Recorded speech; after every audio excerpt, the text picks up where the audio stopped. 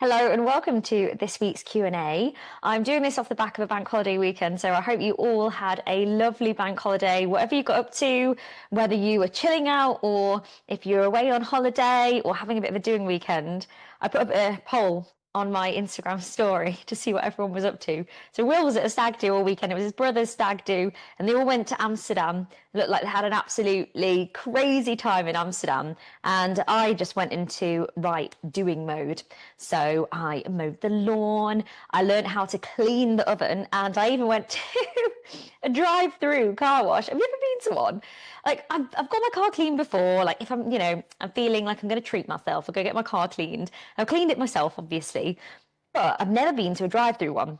And I've always been a bit worried about, will it, scratch my car and things. But well, I've had my car for a really long time now. It's probably got a few scratches on it here and there. I mean, let's just give it a go. So I drove my car in and it was bashing it around everywhere because I'm in a Mini and it's quite scary, like when the machine is coming towards you, but it was also really, really cool. Anyway, did an all right job, £7. I paid for the silver package. I didn't know which package to go for, so I went like second from the bottom. There were four. I was like, okay, well, do you want to go for the bottom one?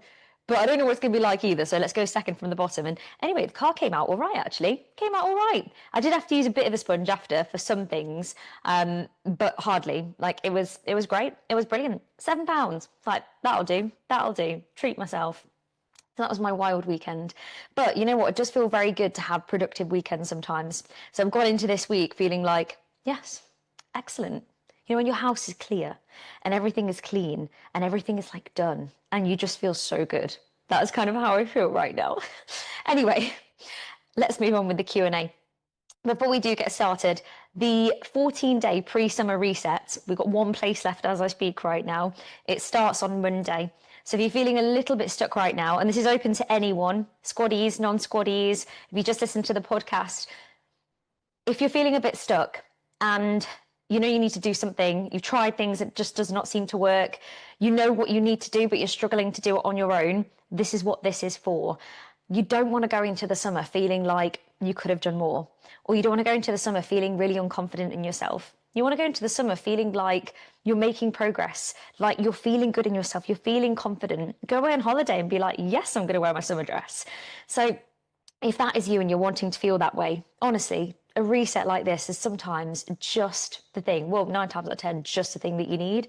So just get in touch with me and then we are starting on Monday and I'm really, really excited. Just 12 of us and that's it, maximum. That's all I'm taking on because I want it to feel like a really small, close-knit, supportive group.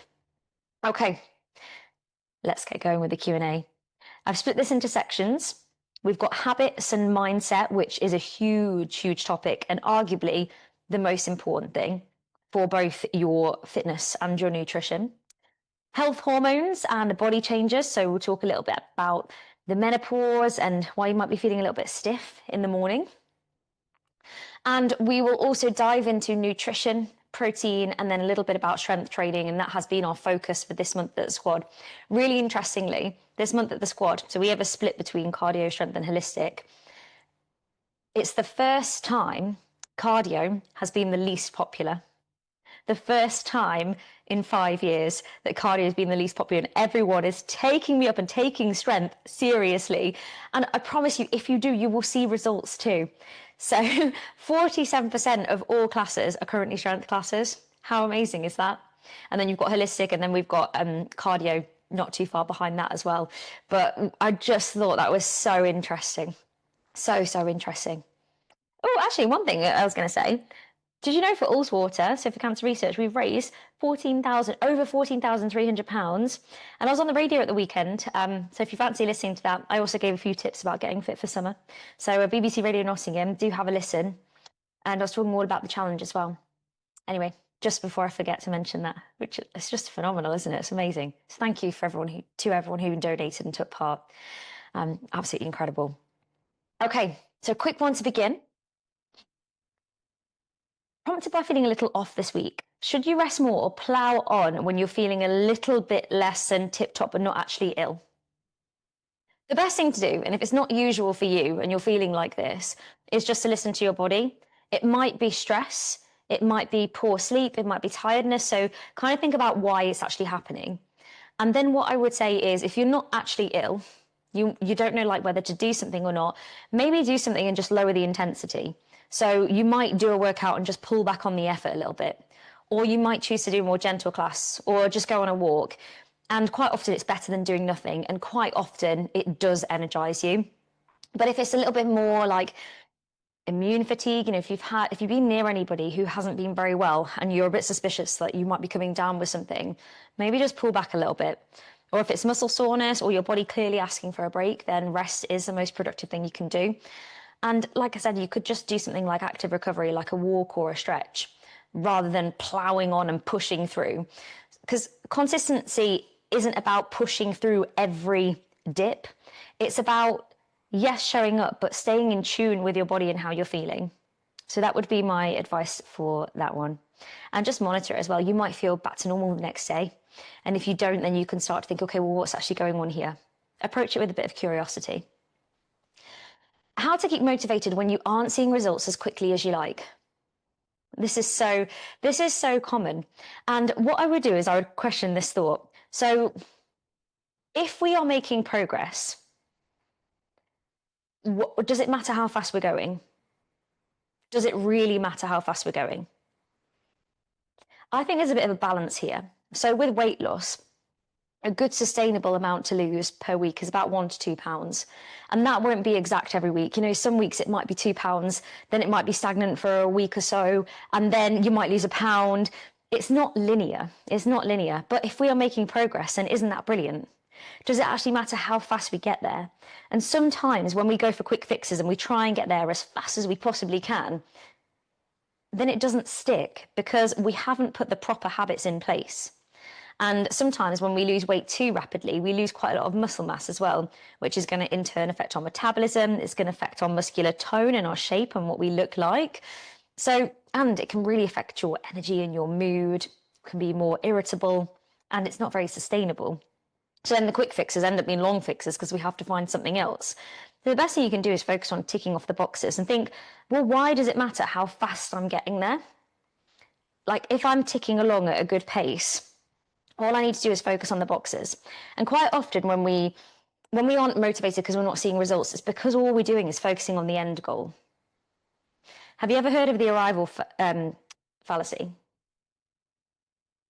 It means that, or what it tries to describe is, we put so much emphasis on the destination, on the arrival, that when we actually get there, we feel like we're going to feel this insane, incredible feeling.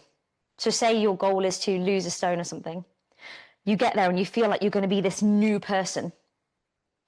Quite often, we get there and we don't really feel a right lot. And quite often the goalposts end up moving. Then we want to achieve something else. It might be more weight, or it might be, oh, I want to improve my muscular tone now. Or it might be that I want to do, I don't know, improve my, there's always something. There's always something. So what we need to do is focus on the journey and focus on, am I ticking off the boxes? Have I ticked off the core 4? That's the thing that's important. Motivation follows action, not the other way around. So by taking action, it keeps us motivated. And just keep focusing on ticking off the boxes. Like, of course, if we're not making progress, then something needs to happen, right? Of course. But if we are ticking along and we are making progress, then what's wrong with that? And I also think progress should be measured in lots of different ways. So what's your energy like? Are your clothes feeling a bit better? Are they fitting better? What's your mood like? Are you laughing more? Are you smiling more? Are you a better person to be around? Are you sleeping better? Are you lifting stronger in our stronger workouts?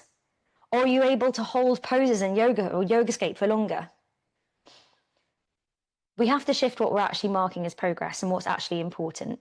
Because quite often, all the things we associate with an end goal, so with this idea that we have in our minds, it's not the actual weight itself, or it's not the actual inches goal itself. It's all the things that we associate with being in that position.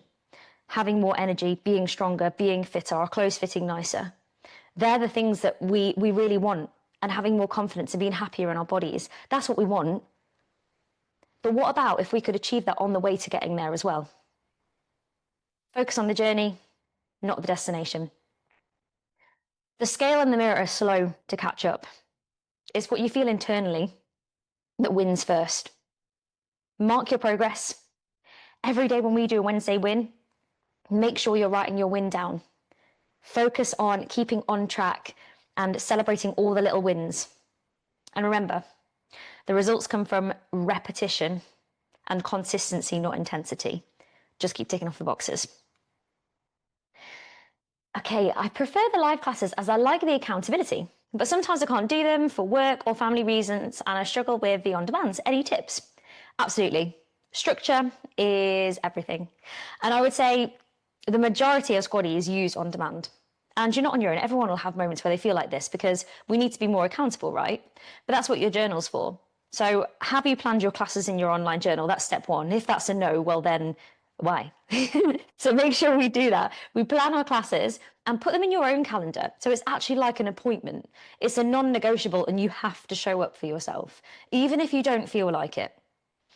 I would make sure you have your workouts selected and chosen, and then get things ready. Put your trainers by the door, put your workout clothes out. You know, when you get home from work, if you're going to do it in the evening, get changed into your workout clothes straight away. Then you're in the mindset, you've got to do it. That's the headspace. Leave things out ahead of time. You know, if it's a weights workout, get the weights out the night before. Put your mat out. Don't give yourself any excuses and pull down. This is a way to pull down the barriers. So you've planned it, it's in your calendar, it's in your journal, you've got that allocated time, and make sure you allocate time because you are the most important person you can make an appointment with. Then get everything ready. Lower the barriers so you can just literally step in and go. Or just do it in your pajamas.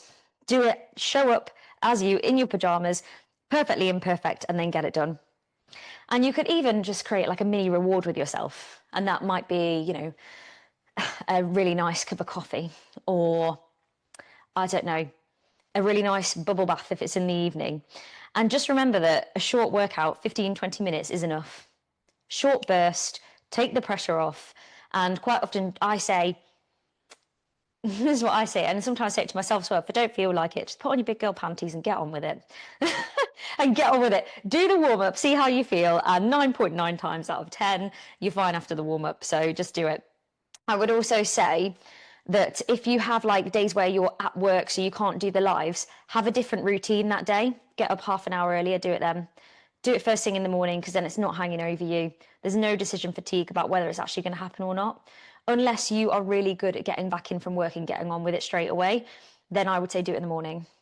Or if you're really good at when you put the kids to bed, then doing it then, fine, fair enough, you know, like do what works for you. But I personally think if it's done in the morning, then great, you know, it's not hanging over you, it's done. And also it's a really good way to start the day. But you could have like two separate routines. So one when you're at work and one when you're not. And also family reasons, well, get up before the family and just do it then, even if it is quite early. That's what I would say. How do I build consistency that I can keep post 6-week reboots? It's mainly the food as I see as a problem. Okay, so don't forget after the 6 weeks, I still will be checking in with you every month. So do look out for that and also use that. That is what I'm here for. So if you're ever struggling, you know, it's a disservice to me if you don't reach out as well. So please, please do reach out. And I would say simplicity and routine are your best friends. So the 6-week reboot is all about building up routines, trying new things, trying, you know, find your feet with a routine, with food, start to make small tweaks that you can then continue after the 6-week reboot. I would say just make things easy for yourself. So me personally, my breakfast and my lunch is really, really similar. My evening meal is a bit different and I just rinse and repeat it. I don't have to think about it. I get up, make my breakfast, it's done. I've already thought about it before. I know it's high in protein. I know it's got carbohydrates in. I know it's got good fat sources. I know, and that's my go-to breakfast, done. I don't even think about it. I know it's great. I would make sure that you are planning. Put an alarm on your phone or a note in your calendar or your diary, whatever you use, every Sunday to plan your classes for the week ahead without fail. Make sure that you're doing that. And also, if you can, use a day to batch prep a few core meals if you've got time. And it doesn't need to be like really, you know, you don't need to spend hours over the cooker. When you're making tea, can you make like 2 extra portions and put them for your lunches the next couple of days or whatever, or pop them in the freezer and then pull them out later on in the week, something like that. And remember to allow for flexibility as well. Remember, we follow the 70-30 rule. So it's not about restricting. It's about giving your body what it needs first and foremost, and then a little bit of what you want to. And don't make it too hard, because habits actually stick when they're achievable, not when they're perfect. So we're not looking for perfection. We're just looking for something that is achievable. And I would make changes a little bit at a time. So you might have made some small tweaks to your diet already in the 6-week course. Well, if you're going to make any more afterwards, just 1 to 2 tweaks per week. That's it. That's it. Done. But also, it is about making sure that you've given yourself the best chance. Like, have you planned everything? What do your meals look like? Are they nourishing? Are they balanced? Are they high in protein to keep you feeling fuller for longer? And if they're not, then, and then you're feeling like you're getting an energy crash later on, and then you've ended up having a really late lunch, so you didn't have it, so you snacked your way through the day, and then you're struggling with your energy, you're making bad food choices, we're not sleeping as well, then we can be like, okay, let's just draw a line. Let's refocus. And let me tell you, there will be days like that. I have days like that. Everyone has days like that. But it's not about those days. It's about the days after. What do you do when you, quote unquote, have a bad day? Do you let that continue? Do you let that spiral, or do you draw a line and move on? And it's not about over-restricting the next day or trying to make up. We're not trying to make up for anything. We just draw a line. Never mind, what are we going to do today? Nice, nourishing meals. So also know that it will happen, because we're human beings, we're not robots. And that's okay. But it's not about the good days. It's about the bad days. How many of those are happening? And what happens after a bad day? Okay. We're moving into a section about health and hormones and body changes. So we're going to start off with a question about weight loss versus centimeters and inches. Can you please talk to me about weight loss versus centimeters and inches? Is there a rule of thumb for when people start noticing physical difference? So yes, you can absolutely lose fat, so lose body fat, and gain muscle. And this is really common. So some people get frustrated because they're looking at the scales and they might hardly budge. But your body shape and your body composition will be changing quite dramatically. Now, inches are often the first visible shift, and some general guidelines are, in 2 or 3 weeks, you might feel a little bit less bloated, your clothes might feel a little bit looser. In about 4 to 6 weeks, maybe some of your close circles start to notice a little bit. And then kind of 6 to 8 weeks beyond, other people might start commenting too. There's almost like a little bit of a time lag with that. But I mean, I wouldn't worry about what other people think anyway. I'd do it for you. Do it for you when you start feeling better in yourself. But what I would say is make sure you are tracking your measurements in your journal. So there's a section for measurements in there. But also measuring, just go by how your clothes feel and how they fit, and photos. So take progress pictures 6 to 8 weeks apart so you can actually see the difference in your body. And that will tell a more honest story than the scale weight. Because you could be gaining lean muscle mass, which is so metabolically active, and it's fantastic, it's so healthy, and losing body fat, but the scales might not budge. And for some people, they may even go up and they'll be like, oh my gosh, what's happened? But then people look at you like, oh my gosh, have you lost weight? You look incredible. You look so healthy right now. And you're thinking, really? But the scales have gone up. Yes, because you've lost so much body fat. So do you see what I mean? The point I'm trying to make. Some people, it'll happen where they're losing weight and overall gaining lean muscle mass. But quite often we do find that there is this little bit, depends where we're at really in our journey, but there might be a little bit of a time like this, but it's not something to be worried about or afraid of. I would just make sure you are tracking in progress pictures so you can see for yourself. Okay, why do I feel so stiff and sore in the morning? Likely to be perimenopause symptoms. What's actually changing in my body? Okay, we've got another question about the perimenopause in just a moment as well, about midsection weight gain. So I'm going to tie these two together a little bit. Now, when we go through the menopause, well, the menopause is actually a certain moment in time when you haven't had a menstrual cycle for exactly 12 months. So it's literally a moment in time. But we kind of use this generic term menopause for the whole sort of perimenopause, menopause, postmenopause kind of time. Perimenopause is anything up to that point. So when your hormones are wildly fluctuating and we're experiencing things like brain fog, hot flashes, midsection weight gain, joint aches, all of these lovely things, maybe constipation, problems with our skin, our hair. Us women go through a lot. We really go through a lot. But what is happening is it's your body's way of saying, okay, well, we don't need to produce children now. So what we're going to do is we are going to turn these little things off. We don't need them anymore. And we're going to focus on other areas in the body. And your hormones like estrogen, progesterone declining. But before they do that, they fluctuate quite wildly, which is why some days you'll feel fabulous and other days you'll feel horrendous. And there doesn't always seem to be much of a pattern to it. And for some women, it can be a really, really difficult time, like a really quite dark time as well. And if that is you and you are listening to this, please know there is help out there. Please go and speak to a GP. Please go and speak to somebody because you don't have to feel like that. So hormone shifts in perimenopause can affect so many things. They can affect your sleep quality. So therefore you're getting less restorative sleep, so less recovery for your muscles. They can affect your collagen production, which can cause joint stiffness. Muscle recovery, so low estrogen can make joints feel really quite inflamed or quite achy, especially first thing in the morning. So what can we actually do about this? So let's think about controlling the controllables here. Gentle morning movement or stretching can help. So, for example, come to the live class in the morning, just get the body moving. But before then, you might just want to do a few gentle stretches on your own or hop onto like an on-demand short stretch and just get the blood flowing.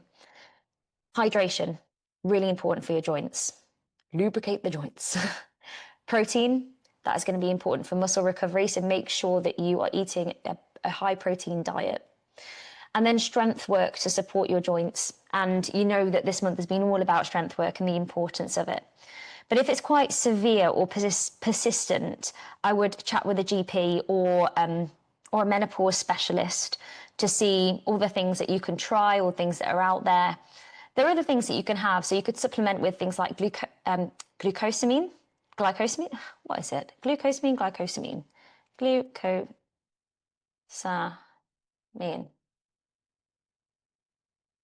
Glucosamine. You know, when you say a word and it just doesn't feel right, and it just doesn't say. It just didn't feel right when I said it. Yeah, glucosamine can be quite good for your joints, but just making sure that you're having a really balanced diet in general. You know, having things that are high in calcium. You might want to look at your vitamin D. Make sure you are helping with inflammation. So making sure you're having your omega-3s. So that's like fatty fish and salmon, things like that. And just make sure that you are having a really balanced diet as well. And eating lots of fruits and vegetables, maybe focusing on anti-inflammatory foods, for example, that might actually help too. So it is about controlling the controllables in your own way. And then if it continues, definitely going to speak to a menopause specialist. Okay, so the next section, my menopause, midsection weight gain has affected my mental well-being. I know what I need to do, but I just can't seem to get started. Where do I start? Okay, it can be so overwhelming because there is so much information out there as well, particularly with menopause. Like as soon as you say the word menopause, I can guarantee you'll go on Facebook or Instagram or whatever you use and there'll just be ads popping up at you everywhere. Oh, you menopausal woman, don't do this, buy this. And you just don't even know where to begin. So I would say, let's strip it back. Let's talk what actually works here. Let's talk about the basics. And if you're in a place where you just feel awful in your body, you feel so uncomfortable and it's just affecting the way that you feel in yourself, yep, let's do something about it. So we know why we want to do this. We want to lose weight so we feel better in ourselves, right? We feel good. And it can be overwhelming where to begin. So what we need to do is just start small and start with one thing. So I would write down the things that you want to focus on overall, but do one thing at a time. So, for example, you want to be looking at your step count Are we getting a good step count, to be deemed active for and beneficial for our health? So that is going to be anything over 7,500 on average per day. That might mean if you have an office job, it's a bit lower during the week, but we pull it up at the weekend. So 7,500 on average per day. What are you getting currently? If it's nowhere near that, increase it by 20% for the next 2 weeks. And then go again. So your step count might be the first thing to change this week. And then you're going to hold it there and change one other thing. Focus each meal around a protein source. So this is step 2. Breakfast, where's the protein? Eggs, Greek yogurt, protein porridge, whatever your thing is, chicken sausages.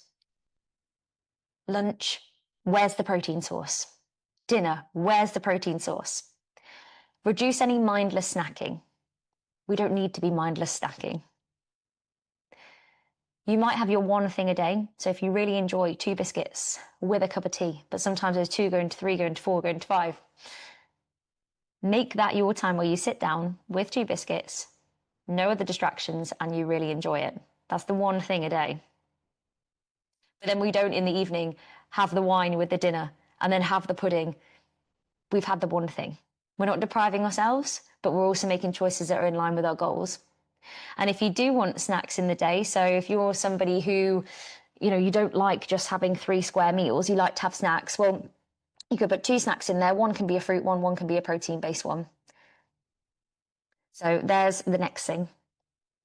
Base every meal around a protein source. 3 square meals, 2 snacks, 1 fruit, 1 protein. You've looked at your step count. Then it's going to be a case of really focusing on strength. Really, you want to be doing 3 strength classes a week, but you might start off with 1. If you're in a place where you're not doing it at the moment, you might start off with 1 and build it from there. And what's important to know is that the body isn't broken. It's just trying to respond to this new hormonal landscape. It's just trying to find its feet. And what worked in your 30s or your 20s won't work now. We're in a different chapter. We're on a different path.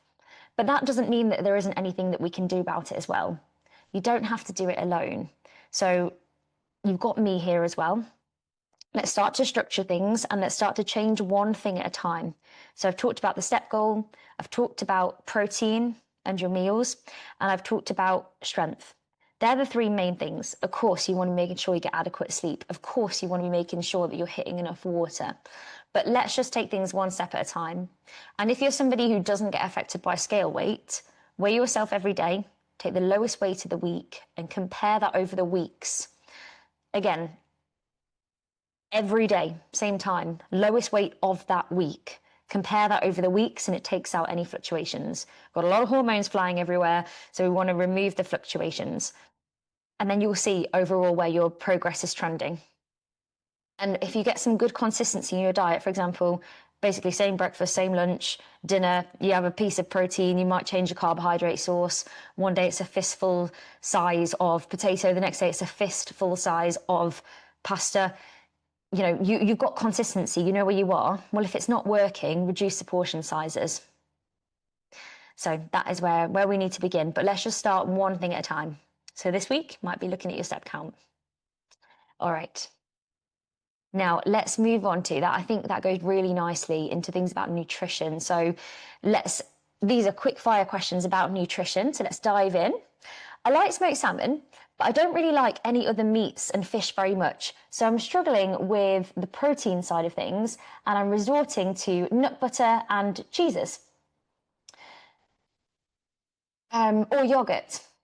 I'm resorting to nut butter or cheese or yogurt. Any other ideas? I can't stand the smell of cold chicken, etc. for salads. That's totally understandable. And also, you're not alone. It can smell a bit strange sometimes, can't it? If traditional meats or fish don't really work for you, you've got loads of other options. So I would consider some plant-based options like lentils, chickpeas, tofu, tempeh, edamame, beans. And they can be really tasty with seasoning, or you can add them to salads, you can add them to stir fries, or you could even roast them as well. A great snack is some roasted chickpeas. Another one is eggs, boiled, scrambled, put them in an omelette. A really, really good protein source. So couple of eggs as a snack is brilliant. Protein powders as well. Now, I personally have protein powder. I have protein powder daily in the morning. I stir it into my porridge. But you can also stir it into yogurt as well, and that's quite nice. It makes this almost like fluff consistency. You want to get it from your food first and foremost, but it's like if you want that extra boost. So for me, the reason I do it in the morning is because in the morning, I'm really busy. I'm really, really busy in the morning from like 5 a.m. So for me, it's really handy to heat up some porridge very quickly, whack a scoop of protein in. I don't want to be standing there making poached eggs, not during the week. I will at the weekend. But you've got to find what works for you. Or you could do like overnight oats, it's already ready. Cottage cheese is good, and quark. So they're higher in protein than standard yogurt. And they're quite nice. And also you can have things like chia pudding, chia, however you say it. I say both actually. Chia seeds, I say both. But you can have those. Like the nut butters and cheese are really, really tasty. They are delicious. And they can be okay in protein. Well, I'm thinking more on the nut butter side, like cheese is high in protein and great for calcium, of course.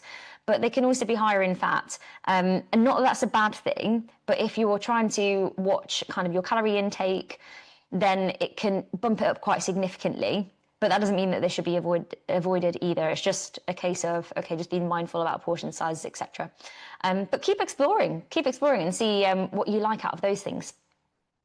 And maybe just try one thing this week or a couple of things from what I said. How much protein should we have once the May 3-2-1 challenge ends? Great question. So this month we've been aiming for 100 grams of protein a day. What you want to do is, generally speaking, if you are somebody who is either an active person, which if you're part of the squad, you will be, or perimenopausal or postmenopausal, or someone who is on a fat loss journey, take your body weight in kilograms, times it by 1.5 to 2. That is how many grams of protein you want to be aiming for each day, split over the day. So, for example, a 60 kilogram woman would times her weight by 1.5 to 2, so she'd be aiming for 90 to 120 grams of protein each day. But the best way to think about it really is just to focus on a good protein source at each meal and a snack. You can't really go far wrong if you do that. So if you think 20 to 30 grams per meal, you won't be too far wrong with that. But it's really important to have a high protein diet because it's going to help to maintain muscle mass. It really supports your energy. It helps to manage appetite, even like outside of a structured challenge. So I'm really pleased that you're actually thinking about this moving forwards. But yes, time to do a little bit of maths. I keep reading about creatine supplements. What do you think about this? Creatine is actually one of the most well-researched and safe supplements out there, particularly for performance athletes, for strength, for muscle retention. So I would highly recommend it. I would really recommend it for women who are, 30, 35 plus, for preserving lean muscle. So after the age of about 30, roughly, we start to lose muscle mass if we're not training or eating enough protein or getting adequate recovery. It can really enhance recovery and improve your energy. And actually, it's proven to have, lots of research is coming out now that's got benefits for your cognitive health as well. Lots of emerging research about that, so it can help reduce things like brain fog, for example, improve your memory, improve your concentration. So it's great. I mean, it's no like fat burner or magic fix, but if you're strength training consistently, I would absolutely recommend it.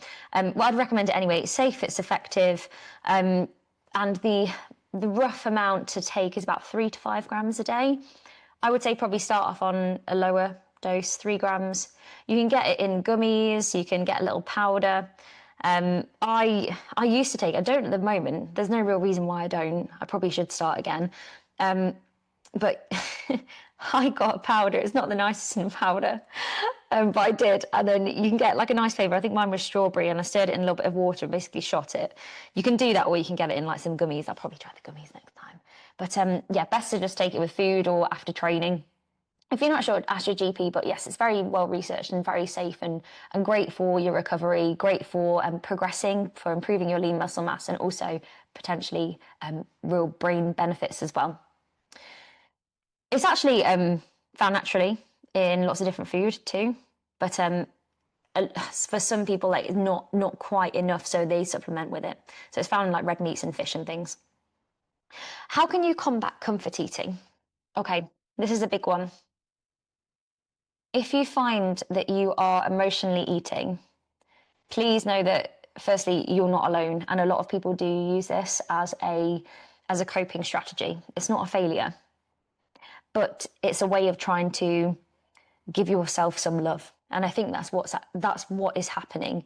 You're trying to give yourself some love, and we're finding love in things like food and comfort in food. So it's going to take time. If you've always seen food as something that is quite comforting, or something that you always turn to when you're feeling emotional, or maybe you're in a moment of heightened stress and you end up making really bad food choices, it's really important to put a pause in there. Because what we have to do is, when we're in these moments, it's a very subconscious, I feel anyway, autopilot kind of thing. We've got to turn the subconscious into the conscious. So in order to do that, we put ourselves back in the driver's seat again, so we don't feel like we're a passenger. We've got to put a pause in. And for some people, it helps to shout out a word. So it might be stop or halt, or you might have a code word for yourself that you shout out, because then by hearing it, you're making the subconscious conscious. You said it out loud. And all of a sudden, you now have a choice. You've got a choice to choose what you're going to do next. Some people wear like a elastic band or something that they snap on their wrist. Just obviously don't do it hard. But again, it snaps you out of that subconscious feeling, or what might feel a little bit like that, or where you feel like you're spiraling, stop you in your tracks. So take a pause and ask yourself what you're actually needing right now. Are you actually hungry? And if the answer is no, okay, well, what is it? Do I need a rest? Do I just need some stress relief? Do I need a break? Do I need a hug? Do I need to call someone? Do I need a bath? Do I need to just take a moment out and take a walk?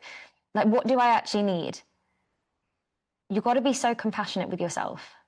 What is happening in that moment? What do you need?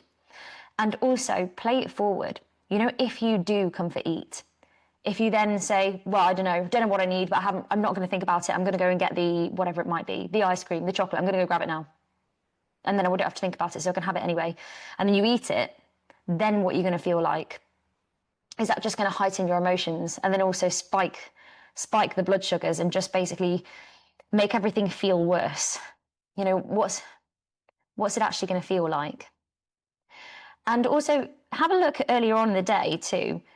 You know, what are your energy levels like? Why are we doing this? If you restrict hard in the day, or you're eating quote unquote good all day, and you're under eating, I'm not saying that under eating is good, I'm saying, you know, quote unquote, it can often lead to over snacking later, and also making more emotional decisions with our food. So I would keep some go-to snacks visible that are nourishing and that will also satisfy you. So things like maybe some fruit, nuts, Greek yogurt, protein bars, for example, and create a structure and eat within that structure. 3 meals and 1-2 planned snacks. Done. Because quite often what happens is we also turn to food when we don't really have much structure. So it's like a graze and guilt cycle. And or maybe sometimes just feel like we never really stop eating. Then it can really, really help.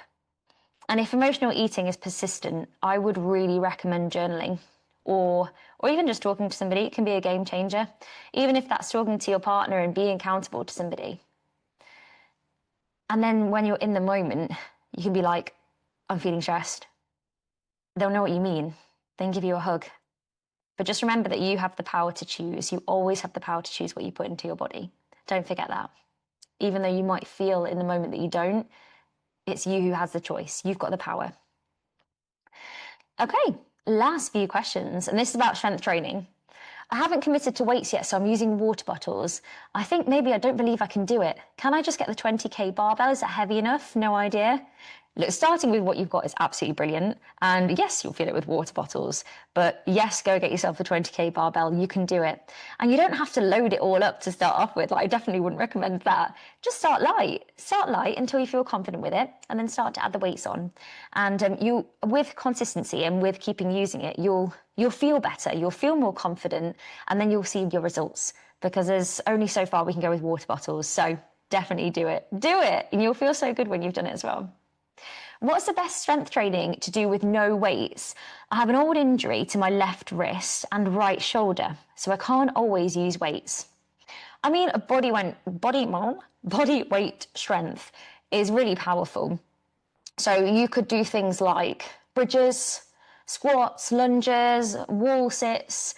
That would be for your lower body. For your core, things like dead bugs, bird dogs, things like side planks, if that feels okay on your shoulder, but loads of things like that. So you're using your body weight to do them. And upper body, yeah, it depends. It depends on how it all feels.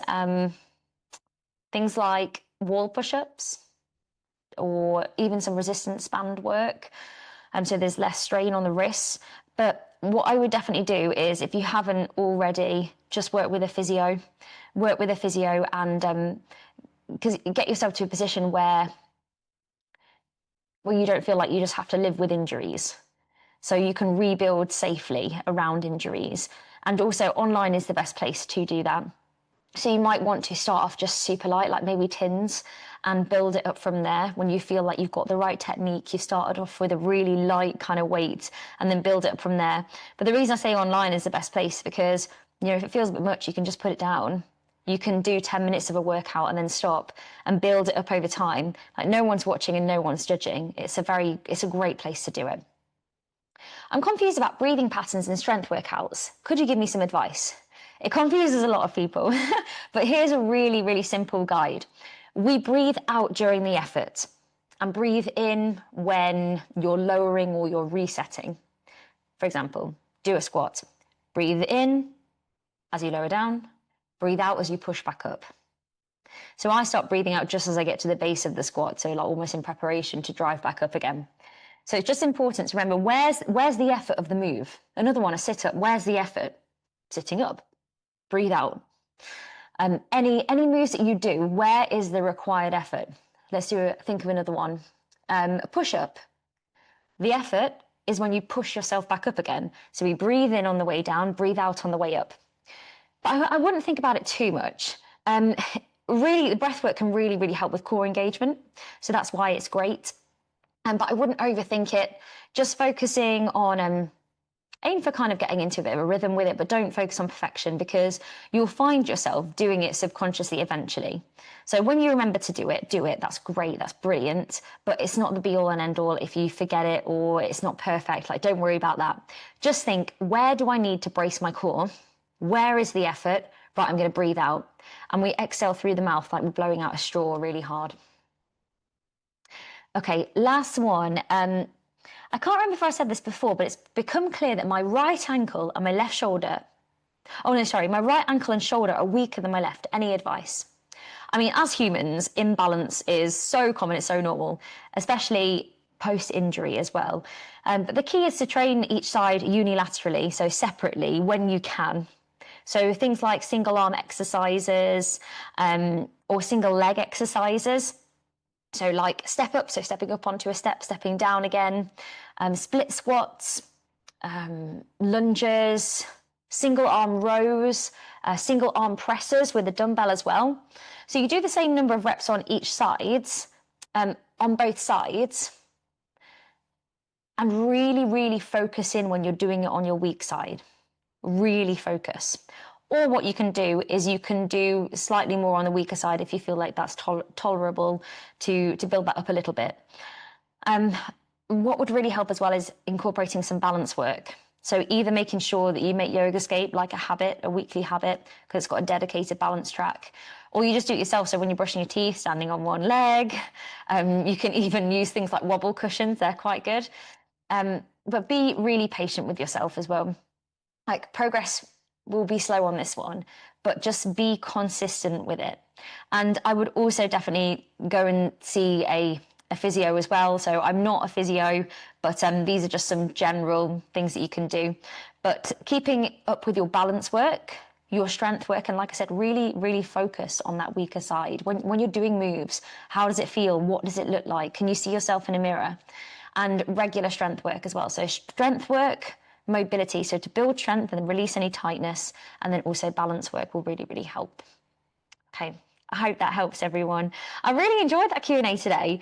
If you've enjoyed it, please let me know. Please let me know if it's useful. I always want to know. And yes, let me know. Leave a rating on the podcast.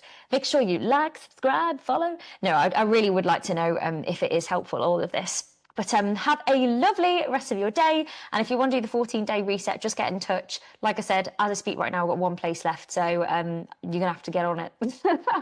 Anyway, I will see you soon. Have a wonderful rest of your day, everybody.